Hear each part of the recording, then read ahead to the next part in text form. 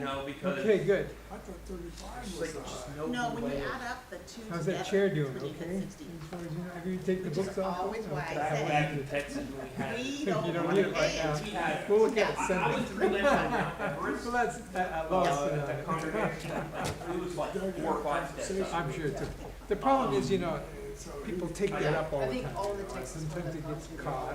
Very Well, slow. yeah, move it around. The voice of God coming down from the mountain. And the kids, you know, Kent is the same way. It's, you know, It's just, well, it's just a He couple should, steps. but It's I can because tell him, people yeah. in the back Yeah. do this. I want to for know what height, so- Saul but that glue should, Kendall that talked glue about should last help. week. But you have to remember they did this before that. Remember they're talking about redoing the trust Yeah, country so a deal? lot of them did it when Well, it and was it's still over really in old. Georgia. Yeah, that's true. Yeah, right Before the before church it Wait, comes Carolyn, in. like, I was trying to do it again. Came They from make a an plan. old house. I think a lot of these All right, y'all.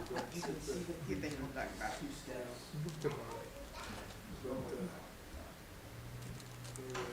I guess Kent, I think Kent is over two steps. 2 steps instead of 4, you would get Kendall's gonna be there, I guess, if he For was some reason, okay. it was literally like that. Oh, is that right tomorrow morning? Oh, I didn't know that.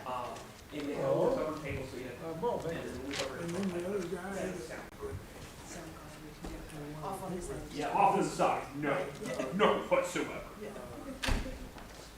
he is a And I was just.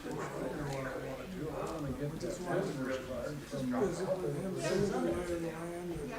you know, I don't know. We can Huntsville, Alabama, and Oh, dude, oh, no. talk about a coliseum, it's like being in an auditorium, the seating and everything. Still has an auction on Jimmy. Do you have the visitor's card from that couple? Yes, They were here from Kansas City? it's back in my office. Seems like that deal was going nowhere though. And Exactly. they're just waiting it out. We want to make sure See if they get ours and then. reach out to them. I had to do that on Monday, but I was out of the office. Yeah. Maybe his becomes viable if they got ours too. Jackson, he's away Yeah. from me in Yeah. the boat.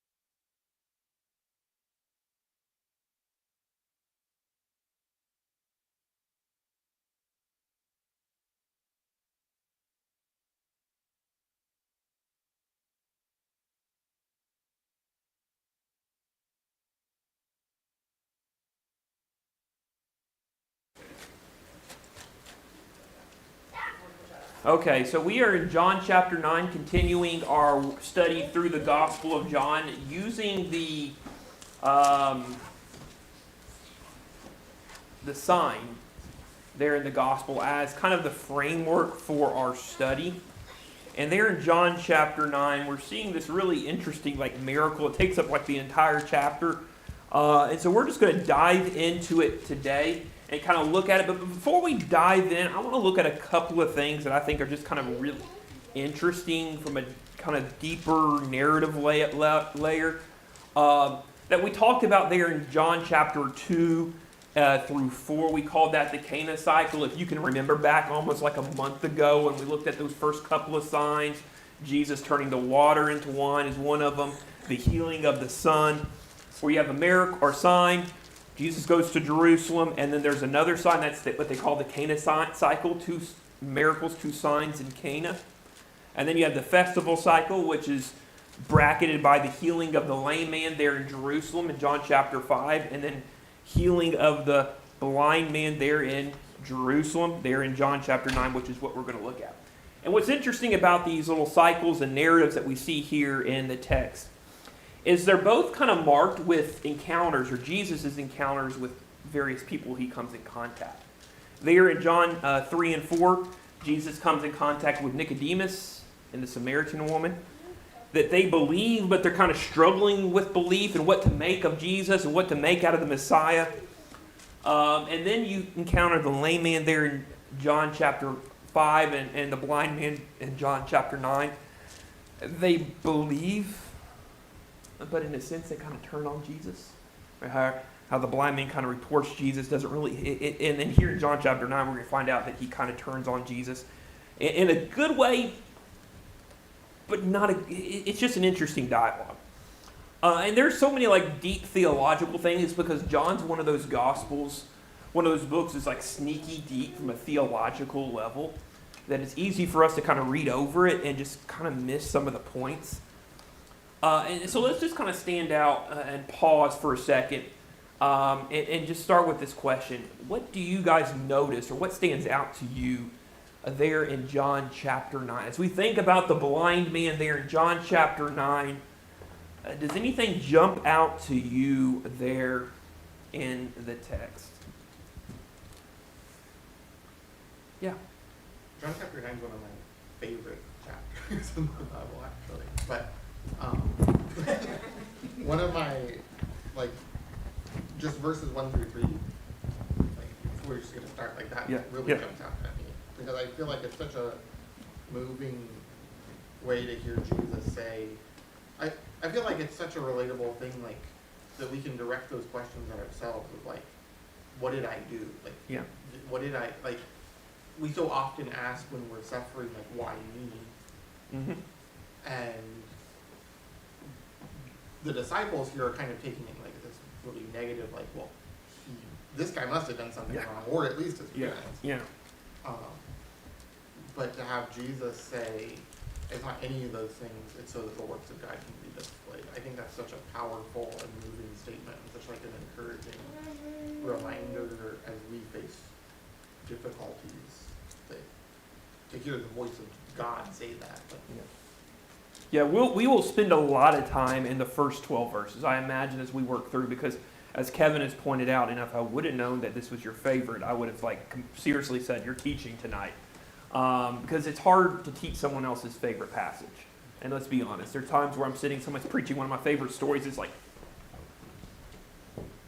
it's hard. So we'll try to do it justice, Kevin. What else do you guys see there in this story? What else jumps out to you here in this fairly interesting account about Jesus healing a blind man? Sort of a minor point, I think, but it's just I think it's interesting to watch this happening. In verse 22, his parents said these things because they feared the Jews, for the Jews had agreed already, here's my point, the Jews had agreed already that if anyone confessed that he was Christ, he would be put out of the synagogue. Right? So, I'm fast forwarding to 70 AD, Mm-hmm. and the whole thing falls apart at the seams, everything's gone, but the seeds for that were already at work. Yeah. The destruction of Jerusalem was already at work. Yeah. And what I think Steve is getting at is, when the Jews made this, in general, made the decision to reject their Messiah, the one that God sent for them, which was, by the way, just to kind of remind ourselves, that was part of the providential plan, that God sent his anointed one, his Christ, his son. He knew he was going to be rejected, but when the Jews rejected him, as a result, the consequence of that rejection was the destruction of Jerusalem there in 70 AD that we see talked about later in the gospel accounts. So yeah, that's an interesting that these seeds are already kind of planted a little bit, but really specifically what we see there in verse 22, and I hate to go back to our Luke class on Sunday morning, but to Steve's point, it's the cost of discipleship. What do you value more? Allegiance to Christ or allegiance to your synagogue? What matters to you more than anything? Yeah, Kevin. I think that's another huge point for me that comes from this. I think putting my place in this guy's shoes, like he was a complete, and this is thematic, like he was one of the outcasts of society that Jesus helps. And like he would not have had a leadership position, like he would have not been in a position to be talking to the Pharisees and having any sort of discourse, and suddenly he's healed. Mm-hmm. Yeah. And now he's in this position, and he knows that the Pharisees just, like his parents were afraid to say anything because they didn't want to be put out of the synagogue. And yet, of all the people in the Gospels that aren't Jesus, he's like the one guy that actually debates the Pharisees about Jesus. Yeah. And then they put him out of the synagogue. So he's been out of the synagogue, he's been out of the temple his entire life. He's been healed. Now he can go back to the temple. He can join the synagogue. This is his one shot at it, being part of the society that's around him. And he sides with Jesus. Yeah. And that's, I really want to kind of, hopefully we get to the end of the story tonight, because there's so much, as we walk through it together, as Kevin and Steve are pointing out, some things we can pull from it. So let's go and dive in there in verse 1. So as he was passing by, that's Jesus was passing by, go back a couple of verses into chapter 8, we find out that Jesus is leaving the temple. So Jesus is leaving the temple, and as he's passing by, he meets this guy who was blind from birth. We don't know how old he is, which means we don't know how long he's been blind. But because he was blind in that age and that day, what that meant for them, really practically speaking, was he relied on the gifts from others. That he would have been sitting there waiting for somebody to pass by to give him some spare change so he could go down to the market and get food, clothing. He relied solely on his neighbors to live for sustenance. And so his disciples see that, as Kevin pointed out there in verse 2. Rabbi, who sinned, this man or his parents, that he was born blind? Why was he born blind? Why is this man suffering? They're asking the question that so many Jews of that day wrestled with. And some of the rabbis, as I read preparing for this, really honestly believed that if someone suffered, it was a direct result of someone's sin, that their parents sinned. And because their parents sinned, the kid's suffering. Or that person sinned, so they're suffering. We see Jesus kind of talk about that in Luke 13 and verse 5, in Acts 28 and verse 4, I believe. That there's this belief there in the ancient world that this cause and effect. You do good, you get good things. You do bad, you get bad things. And so they're asking Jesus about that. I mean, think about what happens with Job. There in the book of Job, like, dude's loaded. He is the Bill Gates of the ancient Near East. He's the Jeff Bezos. Like, dude is fabulously wealthy. Loses it all. And his friends are just so encouraging when that happens. They come to us like, what did you do, man? How did you sin against God that he would cause this? Like, tell us, like, on the outside you look fine, but somewhere along the line you sinned, and you sinned bad. Like, and there was that was a belief that pervaded the ancient world. And so Jesus looks at him and says, neither this man nor his parents sinned. The reason this guy is blind is not because someone sinned along the way, that this is the result. This came about so that God's work may be displayed. That the world would see how powerful God is. That God would be glorified. You know, I'm reminded, I'll use this story over and over again because it really kind of touched me. And I think it kind of illustrates this point. So about 13 or so years ago, when I was in college again, there was a young man who drowned there in Kentucky, in the college town I lived in. Christian man, raised in a Christian household. His dad's a preacher back east. And we see that story, how it really in about an 18-month period that college town had about 3 college-ish, 18 to 24-year-old guys die of either cancer or drowning. Bang, bang, bang. Just one after the other. And when the young man drowned there in the river in November, I think, of 13, everybody's like, this is such a tragedy. But really what struck me is this parent, or the parents of this young man, they had just lost their son, still found a way to glorify God in that tragedy. And what that family didn't know is I had friends in the fire department that were a part of the search and rescue team. And so I'm talking with these guys who were on the search and rescue team and talking to them, asking, hey, what do you know? What can I do to help? You know, not letting on that I had family connections to this kid. And they're like, dude, it's probably another drunk college kid. Jumped in the river thinking it'd be fun. It's probably not. And what they realized after meeting the parents, after recovering the body, that this was not a normal college kid. That this was a godly college kid. And it even touched the firefighters to the point where they noticed that. And I can remember sitting there in the weight room, lifting weights and talking with the firefighters after his body was recovered. They saw how God had affected this family and the faith they had, and it led the parents to glorify God, but it even changed the firefighters who recovered the body. I think there's an element of that here in the text, that sometimes tragedy happens, and it gives us an opportunity to glorify God in our lives. Like, how will we handle that situation? And I think that's maybe a lesson that maybe Jesus is getting at there. And there in verse 4, that we must do the works of him who sent me while it is day. Night is coming when no one can work. As long as I am in the world, I am the light of the world. Jesus just mentioned that in John 8 and verse 12. He says it again in John 9 and verse 5. And so after saying these things, he spit on the ground and made some mud from the saliva and spread the mud on his eyes. I have thoughts there. The idea of someone spitting in mud and then wiping it on my eyes. It's interesting for me, to say the least, on a lot of different levels. One, because I don't like things on my eyes. 2, someone spitting and their spit touching my eyes is just weird. And dirt in your eyes. But that's what Jesus does in this text. And it's not the only time he does it.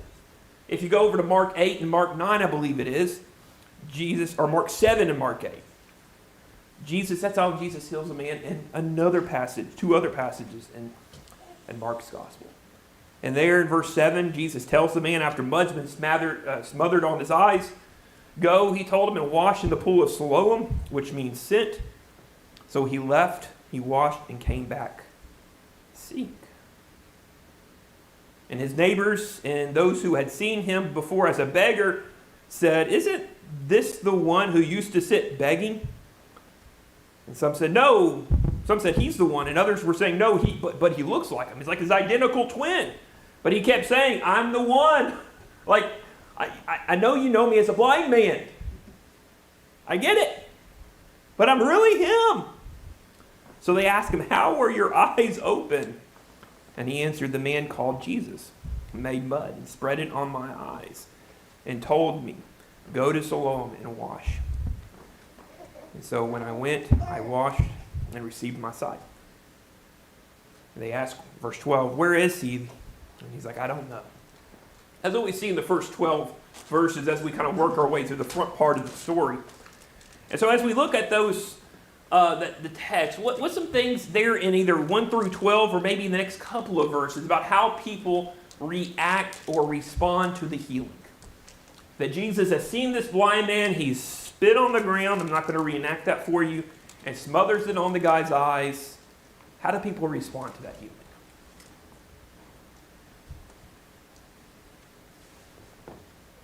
How do people look there in the text in verses 8 through 12, or even maybe the Pharisees in verse 13 through 16, 13 through 17?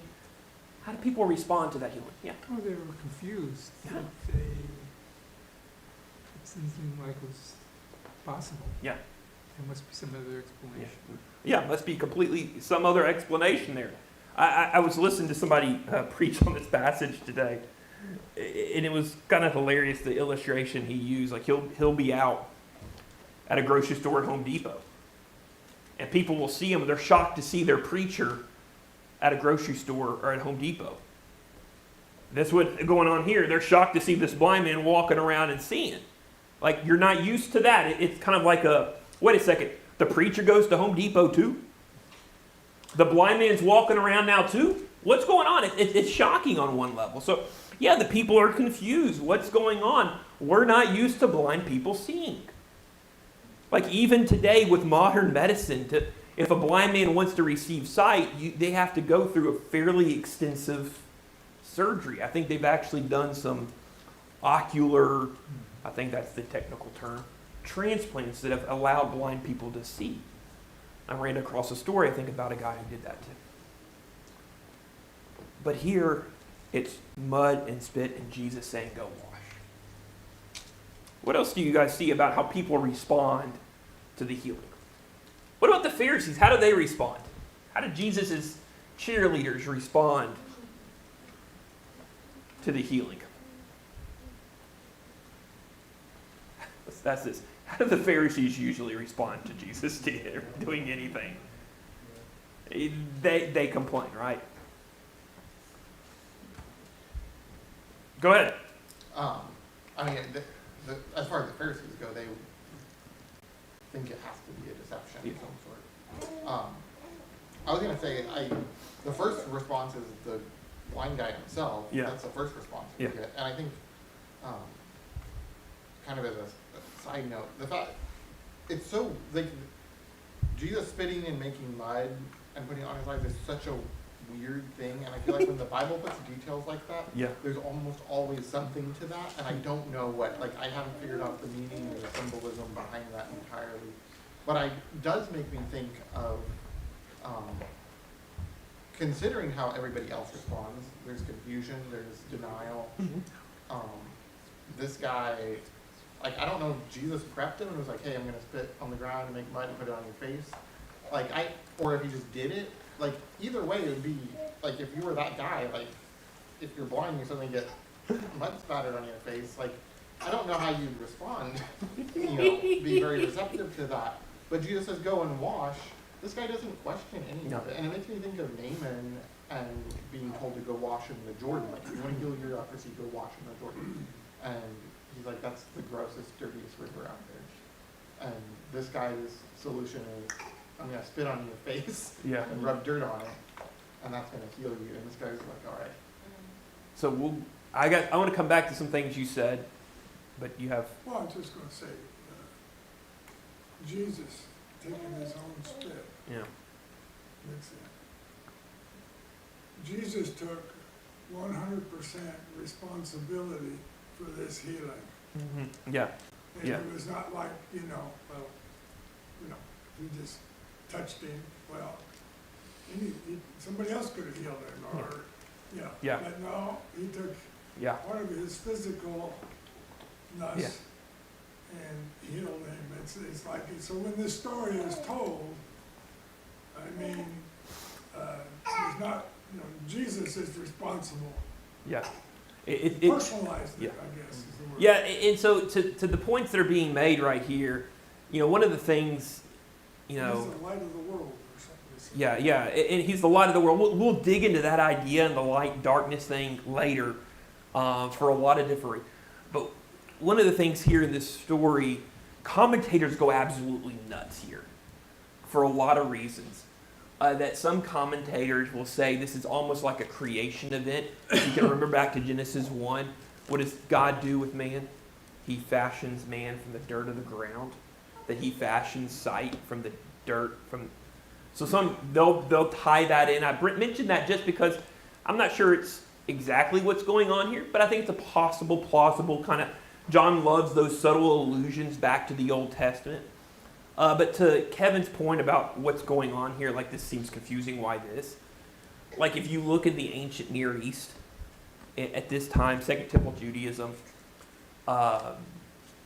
Greco-Roman world, there are, it's weird for us to think about because of our view in modern medicine and all that kind of stuff.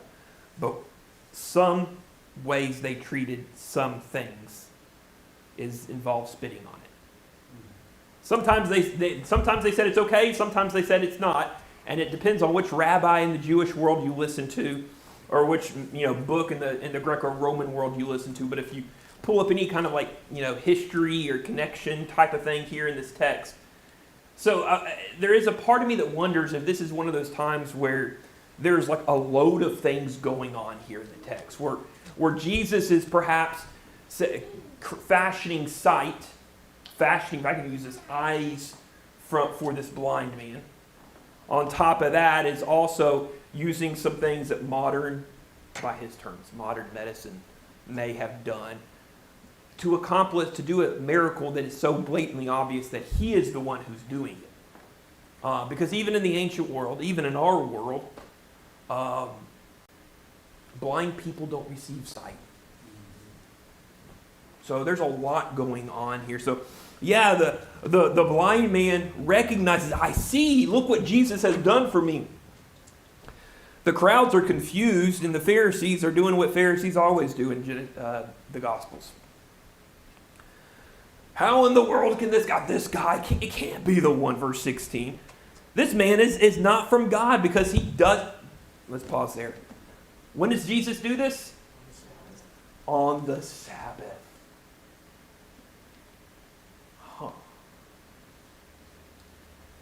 So a couple of us have been involved in a coffee shop study. Just finished the Gospel. We're starting one in Renton, or we've been in the middle of one in Renton, and we actually started one in Mark and Bellevue. And one of the things that we're seeing in that study is that Jesus heals on the Sabbath. That it's almost kind of like Jesus is trying to teach the Pharisees and the Jewish leaders a lesson when he's doing that. That I am the Lord of the Sabbath. I understand what the Sabbath is all about because the Jewish leaders had kind of missed the point.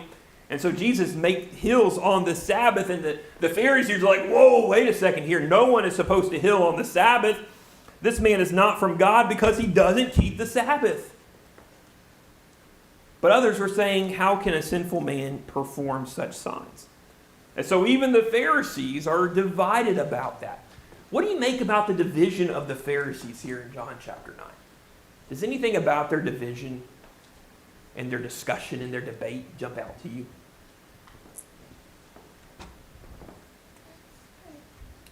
Let me ask it more specifically. How can a sinful man perform such signs? Can a sinner perform signs in the Jewish world? Deuteronomy 13. And one of the things you see there in Deuteronomy 13 is Moses is repeating the law there in the text. He's like, look, if a prophet comes along and he works all these signs and he works all these marvels and tells you to leave God, what does Moses say? Listen to him? Don't listen to him. That Moses, as he's given the law there in Deuteronomy, gives the opportunity, or at least the opening, that there may come along a prophet who may work signs or miracles or trickery. And so tell them to leave God. It's kind of a reminder of maybe the magicians there in Egypt. Just tangential there. So yeah, there's a little bit of a division there among the Pharisees there in the text. And so they ask the blind man again, what do you say about this guy? Since he opened your eyes and he's a prophet. And the Jews, verse 18, did not believe this about him, that he was blind and received sight, until they summoned the parents of the one who had received the sight. And the parents are asked, is this your son? The one you say was born blind, how then does he now see? And the parents are excellent politicians. They're in the text because they answer this way. We know that this is our son, and we know that he is born blind, but we don't know how he sees, and we don't know who opened his eyes. Ask him. He is of age. He will speak for himself. So that means the man was at least 13, which is when a boy underwent the bar mitzvah. It was, I think, 20 when they were eligible to serve in the military. So somewhere he's past 13, probably past 20. But he's an older guy, and the parents are like, wash our hands of this madness. He's a man. He can answer.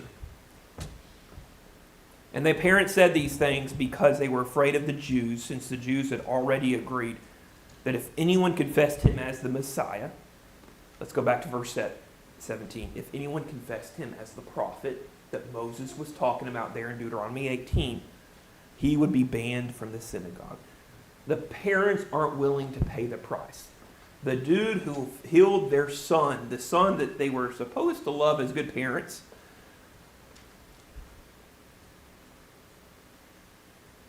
they're not willing to stand up for him.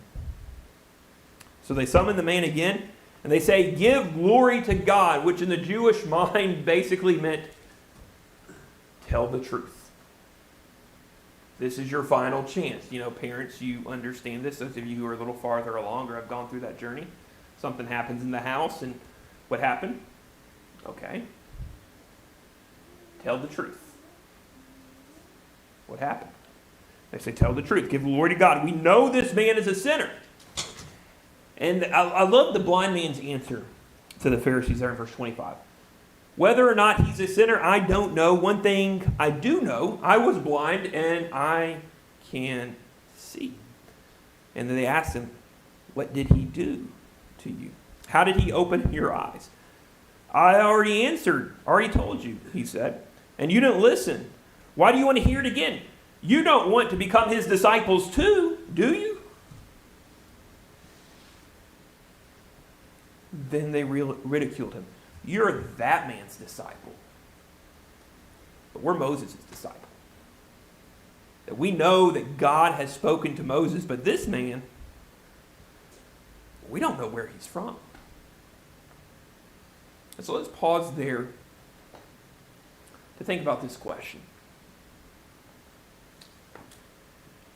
What is the Pharisees' growing resistance to Jesus, not just in this story, but throughout the Gospels, teach us about true spiritual sight versus spiritual blindness?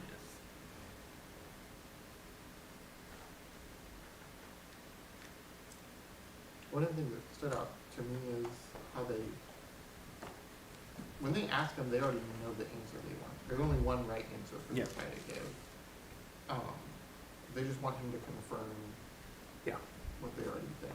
Yeah. And I think that that's a tricky place for us to find ourselves in when we're reading the scriptures and when we're praying and waiting for God's response. Like, that we have preconceived ideas of what the right, air quotes, right answer looks like to us, rather than entering the conversation with the scripture and with God as fully open to accepting whatever God says. Yeah, I think you're spot on there. That the Pharisees were blind because they thought they had all the answers and they couldn't learn more about God and His will. The blind man wasn't spiritually blind because he realized he didn't have all the answers and still looked to Jesus. I think that part where they say, like, how could a wicked man Yeah. do these things is some of them beginning to have symptoms of not group think. right, some of them are starting to say, this doesn't sound exactly like what we should be thinking as Jewish Yeah. people, right? Yeah. And so, I find that encouraging in some ways, that Yeah. there's people who are starting to go, now, it's hard to go against the Yeah. crowd, but Yeah. true believers who are looking for God's Yeah. blessing, not the group thing, Yeah. should listen to those. That could be how the Spirit talks to us sometimes, is by thinking, hey, that's not quite right, is it? Yeah. I'm glad you highlight the tension there among the Jewish leaders. That some are sitting here and are just outright rejecting Jesus, and some seem to be going, no, wait a second here. In fact, as we read the rest of the gospel story, we're going to see a couple of the Jewish leaders. If we looked at John's gospel in particular, we see Nicodemus, who is a Jewish leader, who comes to faith.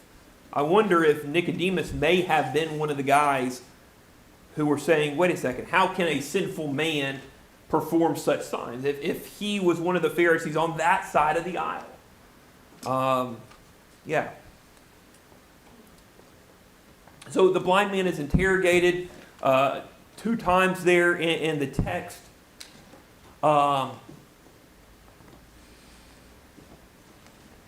There in the temple. They don't know, the Pharisees don't know where Jesus is from. And I love there in verse 30 that the blind man responds, this is an amazing thing.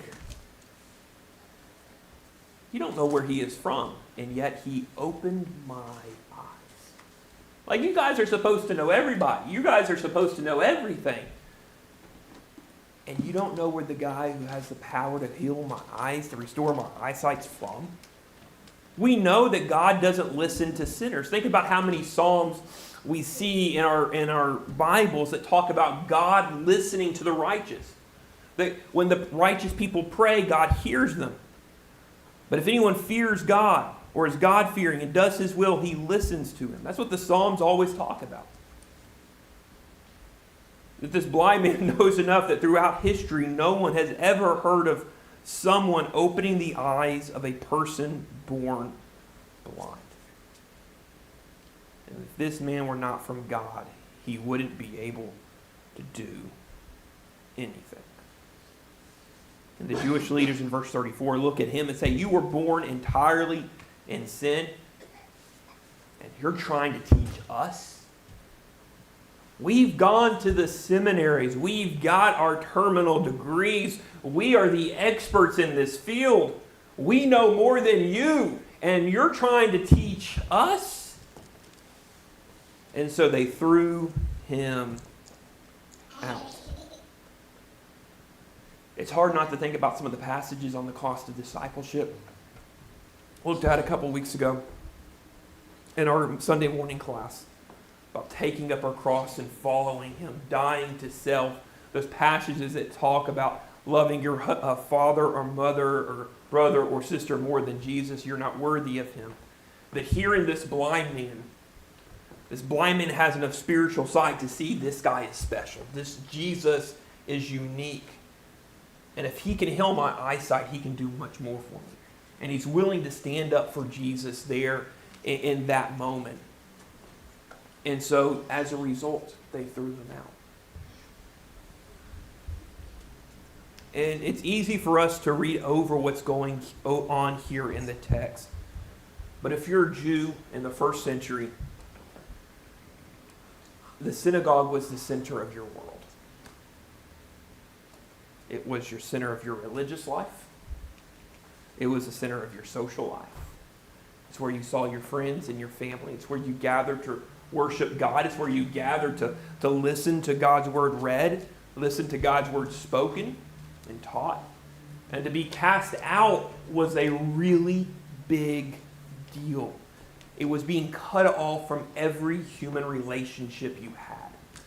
And yet this man there in the text was willing to lose every human relationship for Jesus. Think about that. Think about us. Yeah, sure. I just find it incredible how he didn't even know. Yeah. I mean, he didn't even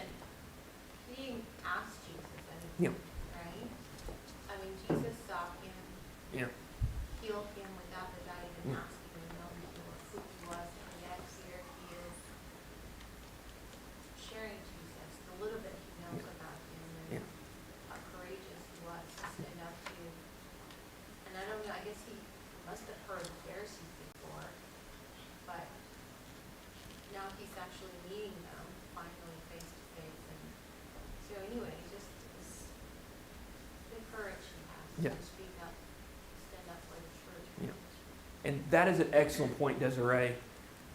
That when you see at the beginning of the story, go back to verse 1, it's Jesus passing by and Jesus sees the blind man.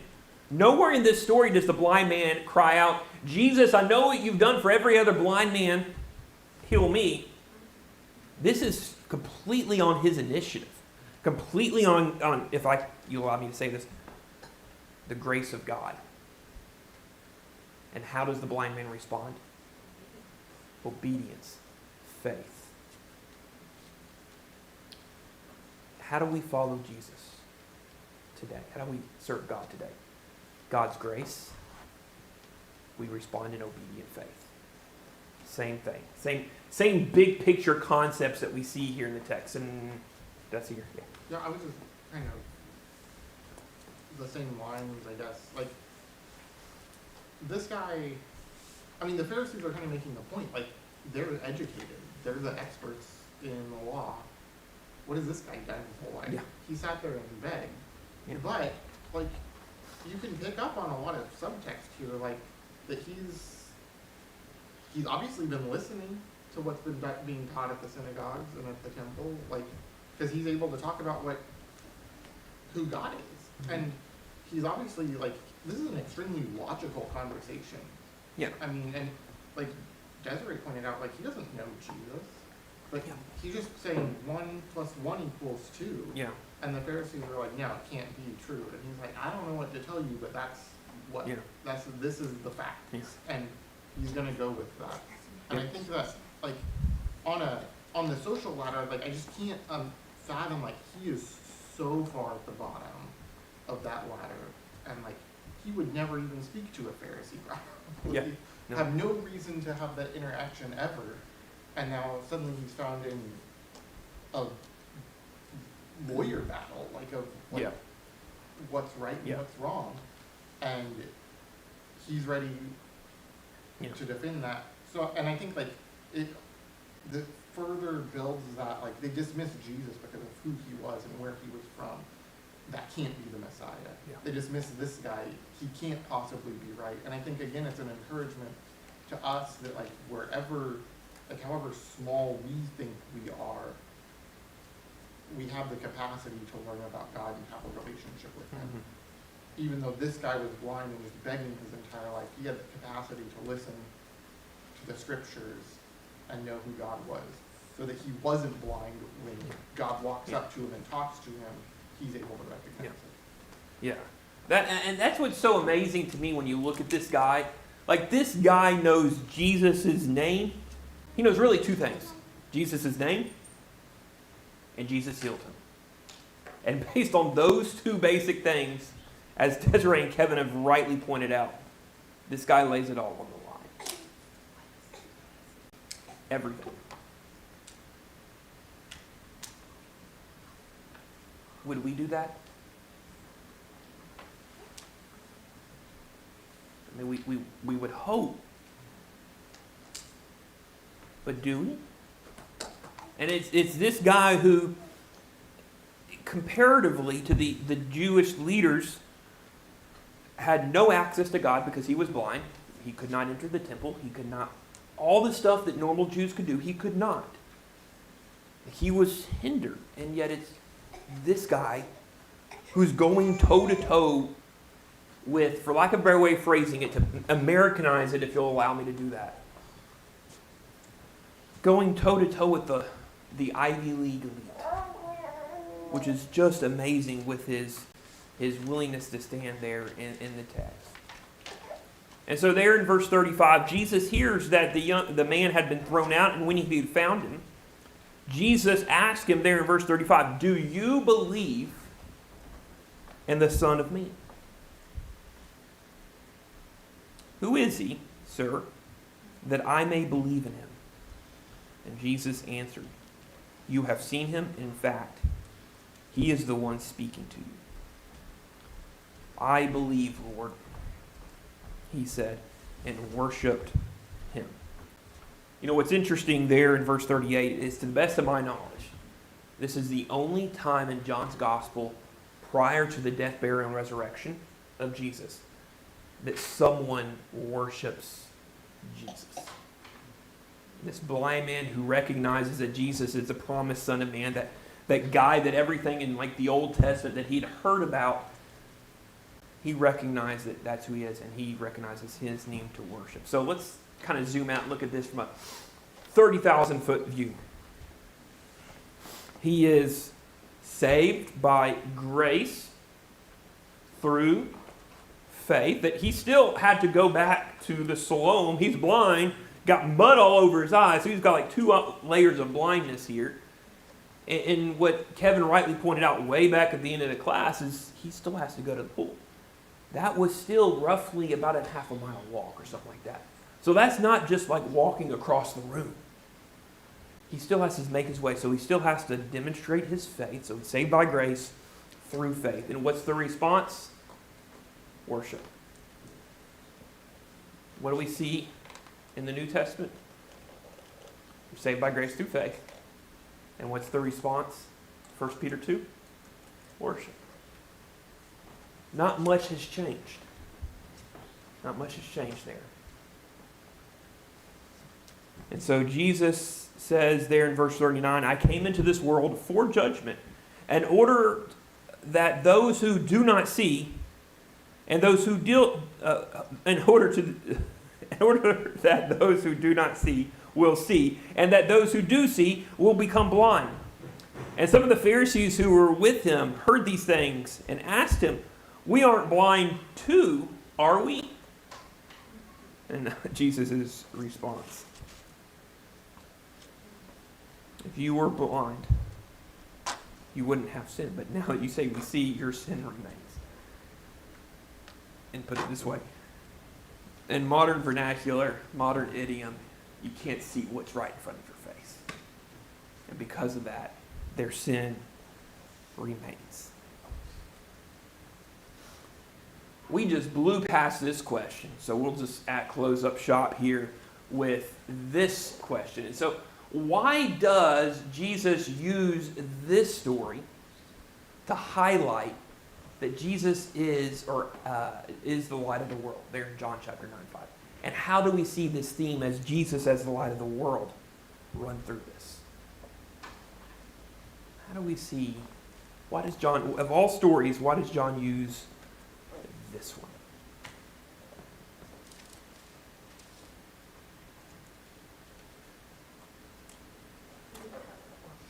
Go ahead. I guess, well, this man was blind since birth. Blind since birth, so he was in darkness. Yeah, And so who opens his eyes? Christ. Christ, the one who is the light of the world. Yeah. And so you see that on like multiple, like this is what's so awesome about John's gospel. Is like, it's like, I think I've said this before in our class, it's like pulling back layers of an onion. There's like, okay, this is really cool. And then you pull back a layer. Okay, this is really cool. Pull back another layer. Oh, mind blown. So what's going on here? Jesus heals the guy. That's cool. That's awesome. Jesus heals. But the blind man is in darkness, and he's healed by the light of the world. But what do we see in this story? Not just Jesus' power to give light to a blind man, but this story actually reveals the blindness of the Pharisees in contrast to the light of this man, this young man's faith that shines throughout the entire story. And I just answered the second question. Oops. So what does this sign teach us about Jesus in his ministry? Remember, all these signs, they're not there just to say, look how cool and what marvelous things Jesus did. Like Jesus was more powerful than WebMD. What these signs have a point. These signs have a purpose. What is this sign trying to teach us about Jesus in his ministry?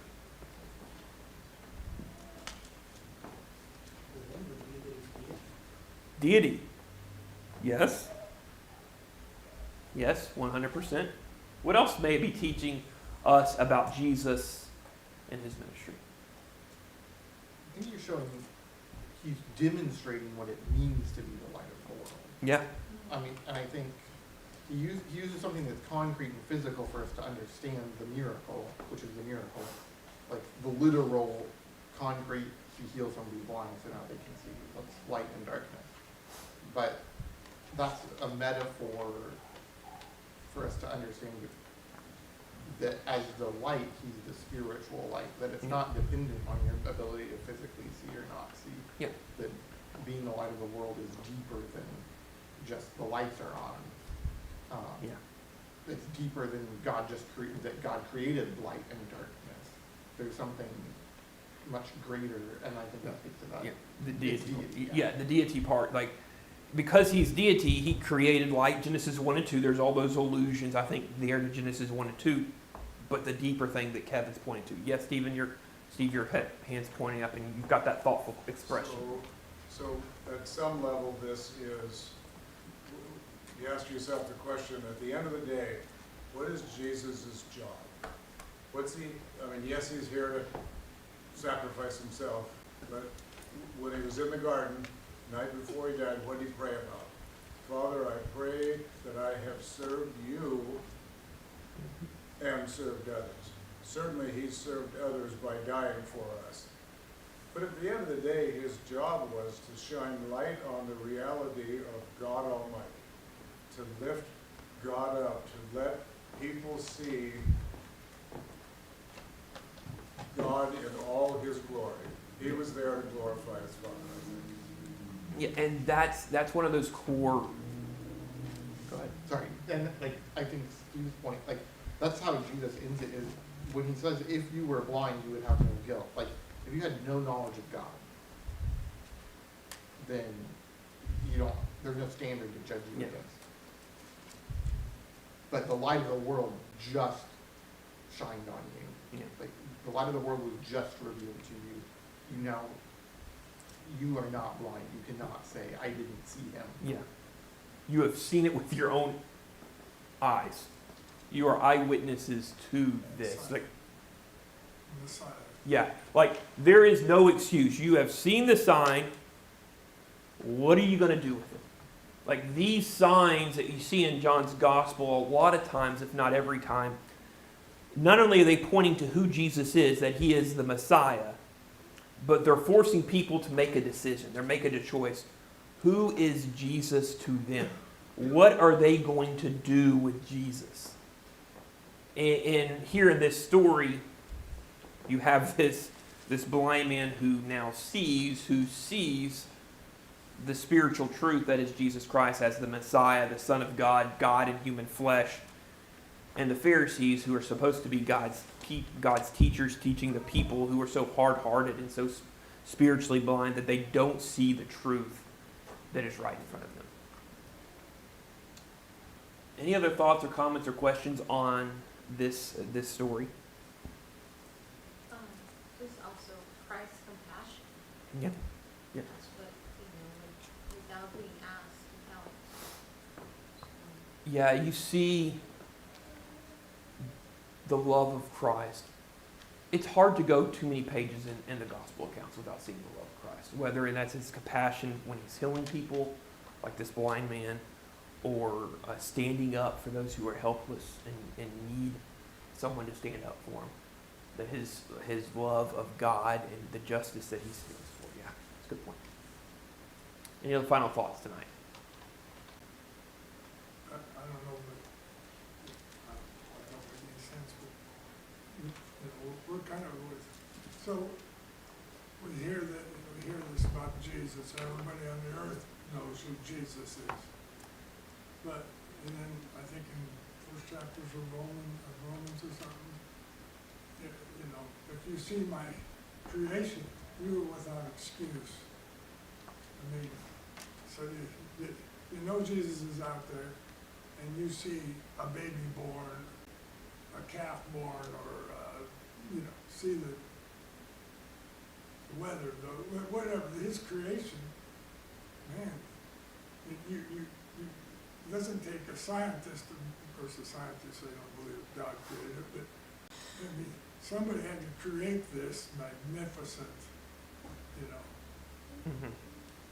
world we live in, you know? Yeah. And where did love come from? Where did, I mean, you almost have to be a fool just to reject it all. But Yeah. yeah, there's a lot of fools. And what's interesting, like, we live in a society, just in general, that is rejecting God and rejecting God's will. And we're reaping a little bit of the consequence for that. But even in a society where people are rejecting God, and even if I can say this, a city that is, Steve shared the article, you can Google all of it. Seattle's generally, you look at almost any study, one of the least religious cities in America, which I find to be very interesting. I don't find it to be discouraging. I find it to be encouraging. And I'll tell you why after we end. But here, even here in Seattle, there is what they call the Discovery Institute, which is a group of scientists, highly educated scientists with all the letters after their name, that looks at the design of the universe and says there's got to be some designer. There's got to be someone out there who said, Earth needs to be here and this needs to be done in this way because our universe is so complicated. So on that note, that's a final good way to end class. On that note, class dismissed. You know, on the thing that Steve was